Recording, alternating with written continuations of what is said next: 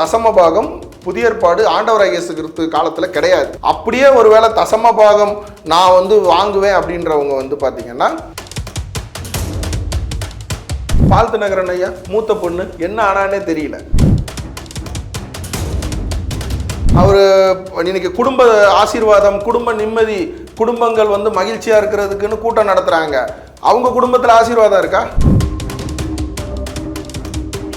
நம்ம இதில் சொல்ல போனால் என்ன சொல்லுவாங்க, விருத்த சேதனம் சுண்ணத்துன்னு சொல்லுவாங்க இல்லையா, அதை தசம பாகம் கொடுக்குற ஒவ்வொருத்தரும் பண்ணணும்.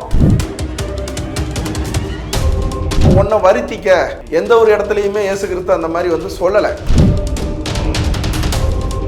இன்னைக்கு நிறைய பேர் என்ன சொல்கிறாங்க, இன்னைக்கு கூட ஒரு யூடியூப் சேனலில் வாலிப தம்பிமார்களே நீங்கள் என்ன பண்ணுங்க, கடையில் போய் உப்பு ஒரு பாக்கெட் வாங்கிட்டு உப்பை போட்டு முழங்கால் போட்டு ஜெபம் பண்ணுன்னு ஒரு பாஸ்டர் என்ன பண்ணுறாரு.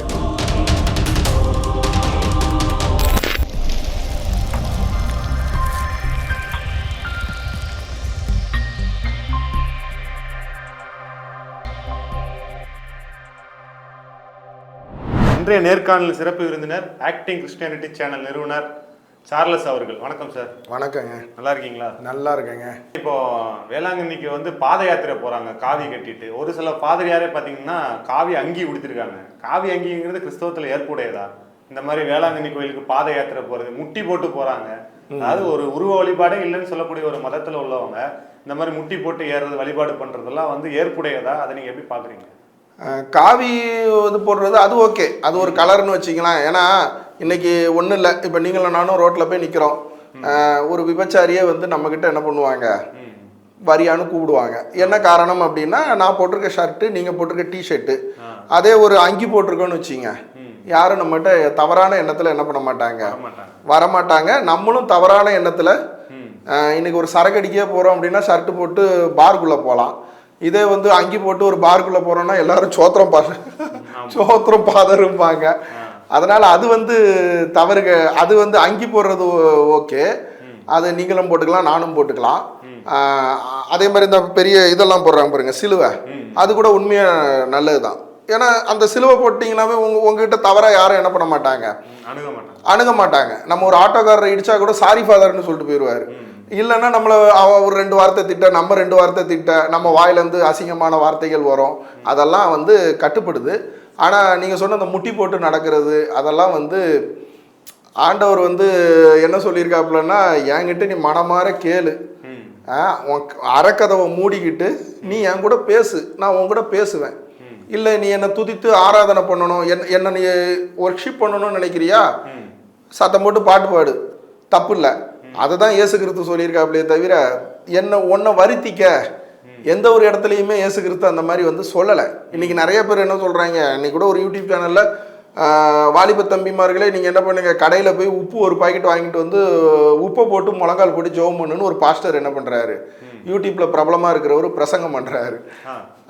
அந்த மாதிரி அதை எப்படி சொல்கிறது, கிறுக்கு பயில ஒரு சிலர் அந்த மாதிரி உள்ளவங்க அப்படி கைட் பண்ணுறது. ஆர்சியில் பார்த்தீங்கன்னா அது மூட நம்பிக்கை தான். அது மக்களே ஏற்படுத்திக்கிட்டதே தவிர யாரும் நீ இப்படி தான் பண்ணணும், நாங்கள் எதுவும் போர்டு இருக்கு இல்லை, எதுவுமே என்ன இல்லை, நீ இப்படி தான் பண்ணணும்னு யாருமே டீச் பண்ணுறது இல்லை. மக்களே என்ன நானே வருத்திக்கிட்டாதான் தலையில் தேங்காய் அடித்து இது பண்ணுறாங்க. இன்னும் ஆமாம், இவங்களும் அதே மாதிரி மாதாமா கிட்ட போயிட்டு தலையில் தேங்காய் அடித்தா நம்மளுக்கு சரியாயிரும் அப்படின்ட்டு இவங்களா ஏற்படுத்திக்கிறதா அந்த மாதிரி. இது பார்த்தீங்கன்னா நிறைய ஊர்களில் இந்துக்கள் வழிபாடு மாதிரியே தேரோட்டம் நடத்துகிறாங்க. வேளாங்கண்ணி மாதாவுக்கோ இல்லை பனிமய மாதாவுக்கோ இன்னும் சில அன்னை வேளாங்கண்ணி இந்த சென்னையில் இருக்கிற பீச்சில் இருக்கிற இதெல்லாம் திருவான்மையூரில் இதெல்லாம் நடைமுறை சாத்தியமா? இது கிறிஸ்தவம் வலியுறுத்துதா? இந்த தேரோட்டம், தேர் பவனி வர்றது, இதெல்லாம் நீங்கள் எப்படி பார்க்குறீங்க? இல்லை, அது அது கிறிஸ்தவம் வலியுறுத்துதுன்னு இல்லை. இப்போ ஆண்டவராகிய இயேசு கிறிஸ்துவே பார்த்தீங்கன்னா சிலுவையில் அறையப்படுறதுக்கு முந்தின வாரம் கழுதையில் உட்காந்து என்ன பண்ணாப்புல சவாரி பண்ணிட்டு போகும்போது எல்லாரும் அவங்க துணியெல்லாம் கீழே விரித்து கம்பளம்லாம் விரித்து வரவேற்றாங்க. அதான் நம்ம குருத்தோலை ஞாயிறு அப்படின்ட்டு சொல்கிறோம். இதில் சப்பரம் ஏற்றுறது, கொடியேற்றம், இதெல்லாம் பார்த்தீங்கன்னா அதாவது இன்றைக்கி மதங்கள், இன்றைக்கி கடவுளே பார்த்தீங்கன்னா நீங்களும் நானும் ஒன்று சேர்றது தான். நம்மளுக்குள்ள அன்பை பரிமாறிக்கிற விஷயங்கள் தான் என்னது. இன்னைக்கு ஒன்றும் பர்த்டே ஏன் கொண்டாடுறோம், பிறந்துட்டோம், அதுக்காக பர்த்டே கொண்டாடுறதுக்கான நோக்கம் அன்பின் வெளிப்பாடு. ஒரு சொந்தக்காரன் 10 பேரை கூப்பிடணும், காது குத்து. ஏன் காது குத்துறோம்? என் பேரை போடல பத்திரிக்கையில, உன் பேரை போடல, உன் மூஞ்சிலே முடிக்க மாட்டேன் பார்த்துக்கா. சொந்தக்காரன் அத்தனை பேரும் என்ன பண்ணுவான்? ஏன் செத்தே போயிடுறோம், கழுதை நேராக கொண்டு போய் அடக்கம் பண்ண வேண்டியது தானே. எதுக்கு அதை ஒரு நாள் வச்சு அந்த பணத்தை வச்சுக்கிட்டு? ஏன்னா அன்னைக்கு நம்ம மூஞ்சில முடிக்க மாட்டேன்னு சொல்லிட்டு போனவனும் நம்ம வீட்டுக்கு வருவான். அப்போ எல்லாமே நம்ம வந்து ஒரு அன்பை வெளிப்படுத்துற ஒரு விஷயம்தான். அப்போ அந்த மாதிரி நேரங்களில் கொடியேற்றி அது ஒரு வாரம் திருவிழா, 2 வாரம் திருவிழா, தப்பு இல்லைல்ல. அதே மாதிரி சப்பரம் தூக்கிட்டு போகிறோம். தூக்கிட்டு போகும்போது எல்லாரும் என்ன பண்ணுவாங்க? சப்பரத்தை நான் தூக்குறேன், நீ தூக்குறேன், அண்ணன் தம்பி சண்டை போட்டுக்கிட்டு இருந்தவன் வந்து தூக்குவான். குடும்பமாக வந்து அன்னைக்கு ஒரு நாள் தானே. இப்போ இத்தனாம் தேதி படம் ரிலீஸு அப்படின்னா தானே அங்கே கூட்டம் வரும். எப்போனாலும் இது என்னைக்கு ஒரு டேட் இல்லைன்னா எங்கே தேட்டரில் எங்கே கூட்டம் வரும். அதே மாதிரி வந்து இந்த மாதிரி காரியங்கள் தப்பு கிடையாது இல்லையா, என்னோட கருத்து. அப்புறம் வந்து இந்த தசம பாகம் குறித்து பைபிள் என்ன சொல்லுது, ஆனா அதுக்கு எதிர்மாறான விஷயங்களை தான் இங்க உள்ள போதகர்கள் எல்லாம் பண்ணிக்கிட்டு இருக்க மாதிரி தோணுது. அதை பத்தி உங்க கருத்து என்ன? தசம பாகம் வந்து பாத்தீங்கன்னா பழைய ஏற்பாடு காலத்துல மல்கியா புஸ்தகம்னு பைபிள்ல இருக்கு, கடைசி அதிகாரம். நீங்க எடுத்து படிங்க. என்ன சொல்லியிருப்பாங்கன்னா, மல்கியா தீர்க்கதரிசியை கொண்டு கர்த்தர் என்ன பண்ணியிருக்காப்புல, இஸ்ரவேல் ஜனங்களோட பேசுனது அப்படின்ற மாதிரி இருக்கும். அந்த ஃபஸ்ட்டு வசனமே என்ன இருக்கும்னு கேட்டிங்கன்னா, இந்த இதுக்கப்புறமா மல்கியா தீர்க்கதரிசி சொல்கிறது எல்லாமே ஆசாரியர்கள், பாஸ்டர்மார்கள், பிஷப்மார்கள் ஆகிய உங்களுக்கு அப்படின்னு தான் பைபிளில் இருக்கும். அதில் வரக்கூடியது தான் தசம பாகம். தசம பாகம் வந்து அப்போ ஆசாரியர்களே அது உங்களுக்குரியது அப்படின்னா, அப்போ பாஸ்டர்மார் போய் தசம பாகம் கொடுக்க முடியுமா? ஏன்னா அவங்க வேலைக்கு போகிறதில்ல, மக்கள் கொடுக்கக்கூடிய பணம் தான். அப்போ அந்த காலத்தில் என்ன பண்ணியிருக்காங்கன்னா, அந்த வசனம் நீங்கள் மல்கியா புஸ்தகத்தை படிங்க. அதாவது இப்போ நம்ம சின்ன வயசில் கூட்டாஞ்சோறு ஆக்குவோம் தெரியுமா, கிராமங்களில். இலை உன் வீட்டிலேருந்து என்ன பண்ண, அரிசி தூக்கிட்டு வா, உன் வீட்டில் மஞ்சள் எடுத்துகிட்டு வா, உன் வீட்டில் புளி எடுத்துகிட்டு வா, அப்படி ஒரு 5 பேராக சேர்ந்து என்ன பண்ணுவோம், கூட்டாஞ்சோறு ஆக்கி நம்ம ஒரு அதே ஓந்தாங் இலையில வச்சு சாப்பிடும்போது பார்த்தீங்கன்னா ஒருத்தன் என்ன பண்ணுவான், எதுவுமே எடுத்துகிட்டு வந்திருக்க மாட்டான்.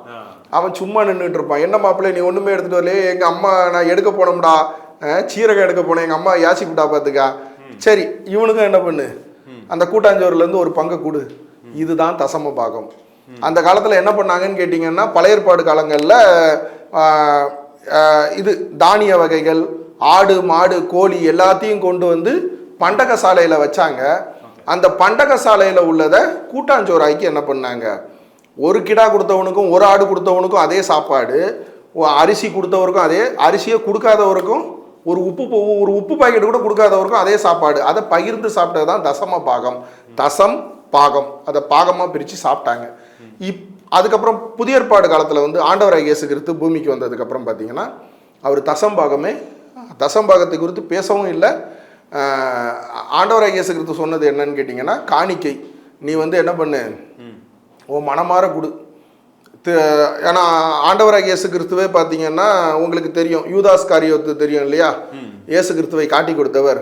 அவர் வந்து ஆண்டவராகிய இயேசு கிறிஸ்துவோட ட்ரெஷரர். நம்ம பாஷையில் சொல்ல போனால் அவங்க ஒரு மினிஸ்ட்ரி என்ன பண்ணாங்க, நம்ம இதில் சொல்ல போனால் இப்போ ஒரு என்ஜிஓ ஆரம்பித்து தான் ஆண்டவராகிய இயேசு கிறிஸ்து ஊழியம் பண்ணாங்க. ஆண்டவராகிய இயேசு கிறிஸ்துவுக்கே காணிக்கை வாங்கி தான் ஊழியம் பண்ணாங்க. அப்போ வந்து பார்த்தீங்கன்னா காணிக்கை பைய வச்சுக்கிட்டு கலெக்ட் பண்ணியிருக்காங்க. பண்ணதை தான் கணக்கு வழக்கு பார்க்குறவர் தான் யார், அந்த யூதாஸ் காரியோத்து. அப்போ இயேசு கிறிஸ்து எந்த ஒரு இடத்துலையும் என்ன பண்ணலை, நீ இவ்வளோ கூடு, இத்தனை % கூடுன்ற மாதிரி இயேசு கிறிஸ்து சொல்லலை. 2 வெள்ளிக்காசு போட்டு போன விதவையை வந்து அவ சந்தோஷமாக இருக்கிறத போட்டு போனால் சந்தோஷப்பட்டாப்புல. அதே மாதிரி பாருங்க, இயேசு கிறிஸ்து நீ மனமாற என்ன பண்ணு கூடு, விசனமாயும் அல்ல வியாகுலமாயும் அல்ல, நீ கஷ்டப்பட்டுலாம் என்ன பண்ணாத கொடுக்காத, இத்தனை % மாதிரி இயேசு கிறிஸ்து சொல்லலை. தசம பாகம் புதிய ஏற்பாடு ஆண்டவராகிய இயேசு கிறிஸ்து காலத்தில் கிடையாது. அப்படியே ஒருவேளை தசம பாகம் நான் வந்து வாங்குவேன் அப்படின்றவங்க வந்து பார்த்தீங்கன்னா, நம்ம இதில் சொல்லப்போனால் என்ன சொல்லுவாங்க, விருத்த சேதனம் சுண்ணத்துன்னு சொல்லுவாங்க இல்லையா, அதை வந்து தசம பாகம் கொடுக்குற ஒவ்வொருத்தரும் பண்ணணும். ஏன்னா புதிய ஏற்பாடுல இயேசு கிறிஸ்துவே வந்து விருத்த சேதனம் பண்ணியிருக்காப்புல. விருத்த சேதனம் பண்ணி தான் என்ன பண்ணியிருக்காங்க, ஒரு வாரமாக என்னமோ கழிச்சு தான் ஆண்டவராகிய இயேசு கிறிஸ்து ஆலயத்துக்கு கொண்டு போகிறாங்க. அப்போ தசம பாகத்தை வலியுறுத்துகிற பாஸ்டர்மார்கள் முதல்ல அவங்க விருத்த சேதனம் பண்ணட்டும், விசுவாசிகளை பண்ண சொல்லிட்டு தசம பாகத்தை வாங்கட்டும். என்ன ஒன்று, தசம பாகம் இப்போ வாங்கி அவங்க என்ன பண்ணுறாங்க, இவன் தனியாக வீடு கட்டிக்கிறாங்க, தனி ஏரோப்ளைன் வாங்கிக்கிறாங்க.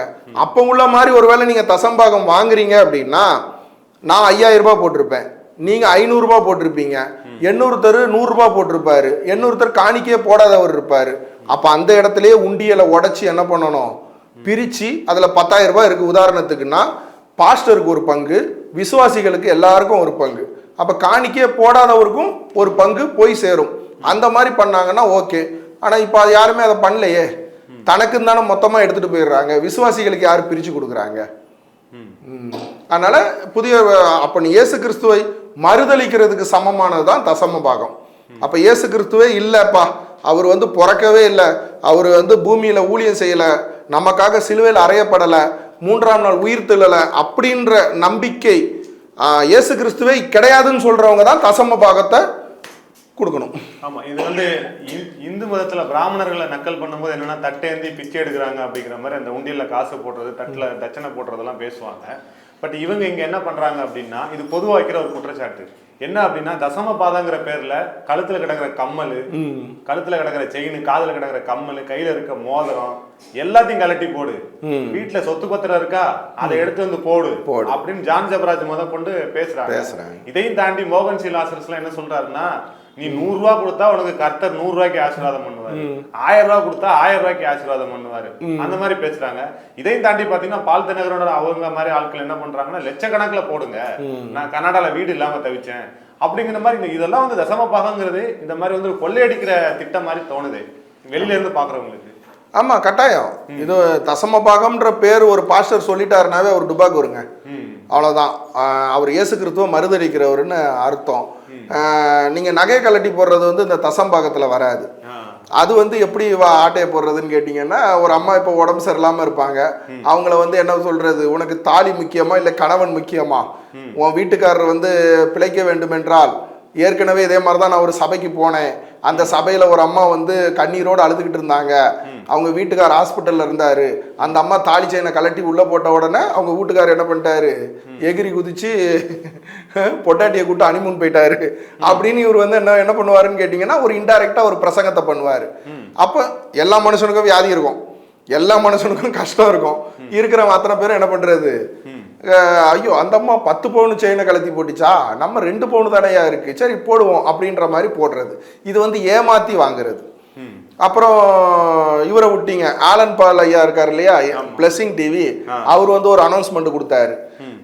என்ன அனௌன்ஸ்மெண்ட்னு கேட்டீங்கன்னா, 5 மீன் ஆண்டவராகிய இயேசு கிறிஸ்துவோட அற்புத அடையாளங்கள் நீங்க கேள்விப்பட்டிருப்பீங்க. ஒரு தடவை திரளான மக்கள் உட்கார்ந்துருக்காங்க. அப்போ வந்து எல்லாரும் என்ன பண்றாங்க, ரொம்ப நேரம் ஆண்டவராகிய இயேசு கிறிஸ்துவோட ஸ்பீச்சை கேட்டு மெய் மறந்து உட்கார்ந்துருக்காங்க. ஐயோ என்னடா அது, எல்லாருக்கும் சாப்பாடு கொடுக்கணுமேங்கும் போது இயேசு கிறிஸ்து கிட்ட ஒண்ணுமே இல்லை, ஏன்னா வனாந்தரம், ஒரு நம்ம பாஷையில சொல்ல போனா ஒரு காட்டுக்குள்ள உட்காந்துருக்காங்க.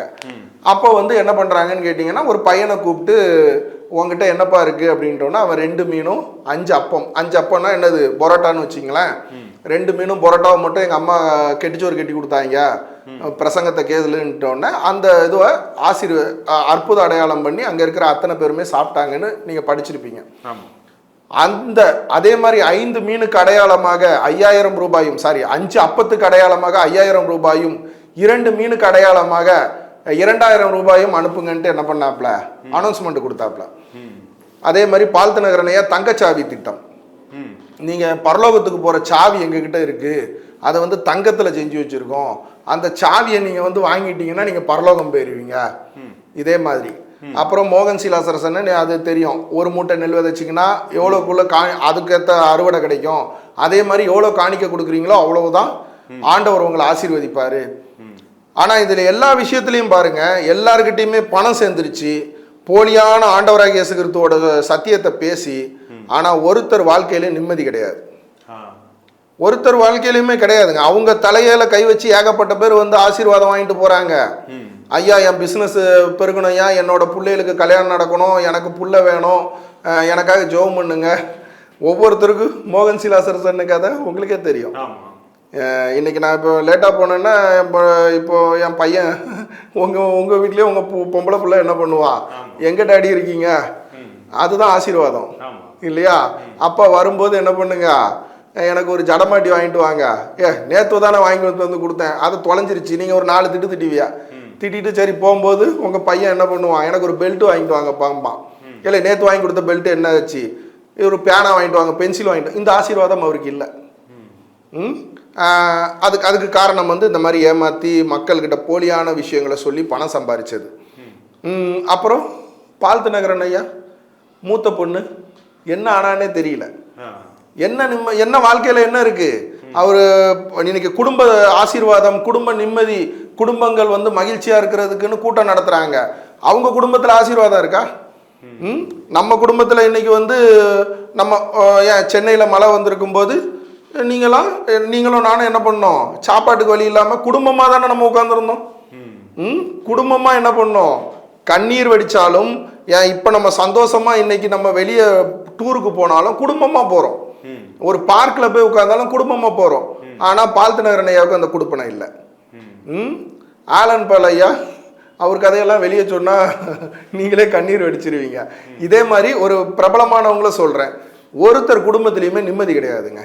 இப்போ சாம்பி செல்லத்துறையான்னு ஒருத்தர் இருக்காரு, அவரும் வந்து பார்த்தீங்கன்னா முழுக்க முழுக்க வந்து இந்த மாதிரி செழிப்பின் உபதேசம்.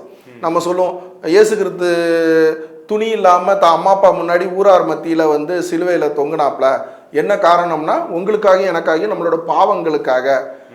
அதே வந்து சாம்பி செல்லத்துறையாவ மாதிரி ஆட்கள்லாம் பார்த்தீங்கன்னா நம்மளை பணக்காரராக்குறதுக்காக என்ன பண்ணாரு, அவர் துணி இல்லாமல் தரித்திரராய் தொங்கினார் அப்படின்ற மாதிரி பிரசங்கம். அப்போ இந்த மாதிரி பண்ணும் பொழுது அவர் வாழ்க்கையிலையும் நிம்மதி இல்லை. இன்னைக்கு அவர் வந்து பார்த்தீங்கன்னா ஒரு அட்ரஸ் இல்லாத ஒரு ஊழியக்காரராக சுற்றிக்கிட்டு இருக்கார். இத்தனை வருஷம் 40 வருஷமா ஏஎஃப்டி அப்படின்ற புரஷவாக்கத்தில் இடத்துல இருந்தவங்க, சிஎஸ்ஐ இடத்துல இருந்தவங்க அங்கேருந்து விரட்டி விட்டு இப்போ பால்த்து நகரன் ஐயாவோட ஜீசஸ் கால் ஜேசி கார்டனில் போய் கூட்டம் நடத்துகிறாப்புல ஒரு வாடகைக்கு. அவருக்கு ஒரு எப்படி சொல்கிறது, அவ்வளோ பெரிய ஒரு இத்தனை வருஷம் ஊழியத்தில் இருந்து நிம்மதி இல்லை. அதே மாதிரி அவங்க குடும்பங்களுக்குள்ள அது பர்சனலாலாம் சொன்னோன்னா, அதான் நம்ம சொல்கிறல அப்படி அந்த மாதிரிலாம் சொல்லிட்டேன்னா அந்த மாதிரி பாஸ்டர்மார்களை வந்து பரிதாபப்பட ஆரம்பிச்சிருவீங்க. அவங்களுக்காக நம்ம ஜெபம் பண்ண வேண்டிய நிலைமை. இதுக்கு காரணம் வந்து இந்த மாதிரி போலி புரட்டுகள் உருட்டுறது தான் காரணம்.